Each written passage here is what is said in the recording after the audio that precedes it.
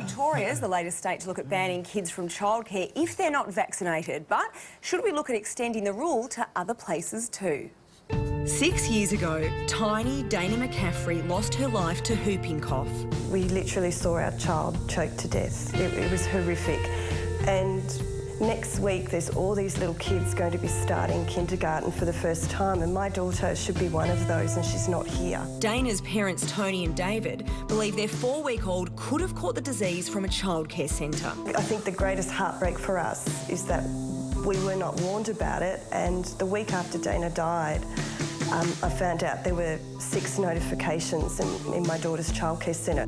Now, by law, New South Wales childcare centres can't accept kids who aren't vaccinated unless they've got a medical exemption or their parents are conscientious objectors. This legislation will help to remind people as well, if they've forgotten or they're not aware, that they need to get boosters, particularly for things like whooping cough. And Victoria's looking to follow suit. It's so important that everyone is vaccinated to protect the most vulnerable in our community, particularly young children and babies who can get very sick and in some cases die from vaccine-preventable diseases. Children have a right to education and they have a right to health. I don't think that we should be punishing children whose parents decide that they're not going to be immunised. Immunisation rates in Australia sit at 92%, but there are pockets around the country that are disturbingly low.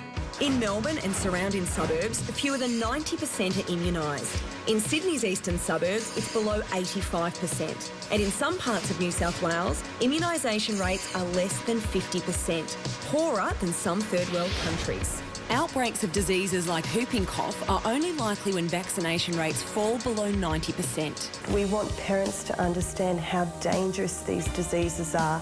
There is no cure for them. That's why there is vaccination. So if an unvaccinated child is so dangerous they should be banned from childcare, is it time to extend the law to other places too? Wendy Toohey is a Herald Sun columnist and long-time vaccination campaigner. Wendy, is it fair that kids who aren't immunised shouldn't be able to go to childcare? I do think it's fair. I think everyone has a responsibility to share the burdens and the benefits of vaccination, and also children who have had their full schedule of vaccinations should be protected from those who could expose them or siblings or pregnant mums to bad diseases, so I'm okay with it. Wendy, what about schools and other places kids congregate? Should they be involved too?